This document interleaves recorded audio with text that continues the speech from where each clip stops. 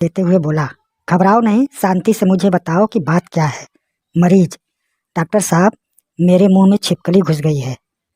Doctor हैरानी से, अरे जब छिपकली तुम्हारे मुंह में घुस रही थी तो तुमने मुंह बंद क्यों नहीं किया।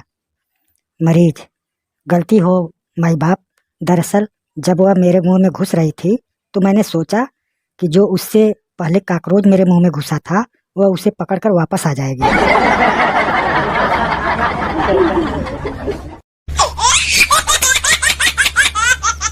एक आदमी लंगड़ाता हुआ आ रहा था। उसे देखकर दो डॉक्टर आपस में झगड़ने लगते हैं।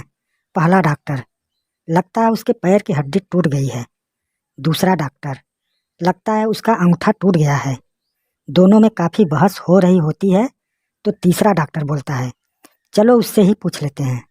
डॉक्टर, क्या तुम्हारे पैर की हड्डी टूट गई है। व्यक्ति, नहीं, मेरी चप्पल टूटी हुई है।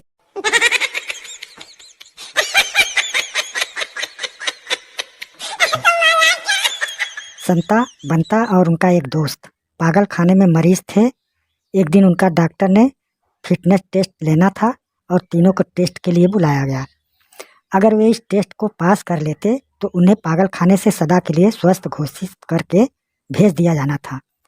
अगर स्वस्थ न होते तो अगले 5 साल तक वहीं उसी पागल खाने में रखना था। डॉक्टर टेस्ट के लिए उन्हें खाली स्विमिंग पूल के पास ले गया और उनके दोस्त को स्विमिंग पूल में कूदने को कहा। उसने स्विमिंग पूल में छलांग मार दी और उसके दोनों बाजू टूट गए। उसके बाद बंता ने छलांग लगा दी और उसकी दोनों टांगें टूट गईं। जब संता की बारी आई तो उसने छलांग लगाने से मना कर दिया। डॉक्टर ने कहा, अरे मुबारक हो संता, तुम जा सकते हो, अब तुम आज़ाद हो, पर एक बात तो बताओ, तुमने स्विमिंग पूल में छलांग क्यों नहीं मारी। संता ने जवाब दिया, डॉक्टर साहब, मुझे तैरना ही नहीं आता।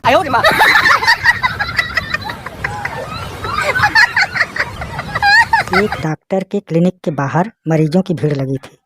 जब कोई आदमी आगे जाता उसे लोग पकड़ के पीछे खींच लेते। एक आदमी कई बार आगे जाने की कोशिश किया पर उसे भी लोगों ने पीछे खींच लिया।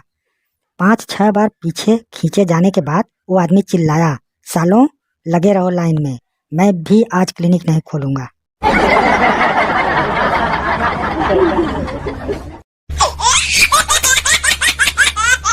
एक आदमी डॉक्टर के पास गया और डॉक्टर से कहा, डॉक्टर साहब, मुझे लगता है कि मेरी बीवी को सुनने में कुछ समस्या है। जितना सुनाई दिया जाना चाहिए उतना भी उसे मुश्किल से सुनाई देता है।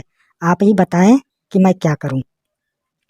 डॉक्टर ने कहा, पहले तो आप वो कीजिए जो मैं कहता हूं। जब आपकी बीवी रसोई में खाना बना रही हो तो आप 15 कदम दूर से उनसे कुछ पूछना। अगर वो जवाब न दे तो थोड़ा पास जाकर फिर वही बात पूछना जब तक वो जवाब न दें। वह अपने घर गया। उसने देखा कि उसकी बीवी रसोई में खाना पका रही है। वह कोई 15 कदम दूर खड़ा हो गया।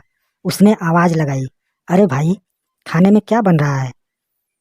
उसे कोई जवाब सुनाई नहीं दिया। वह थोड़ा सा आगे गया, लगभग 10 कदम की आवाज़ लगाई। उसने फिर वही पूछा, फिर भी उसे कोई जवाब सुनाई नहीं दिया। आखिर में वो अपनी पत्नी के बिल्कुल पीछे खड़ा हुआ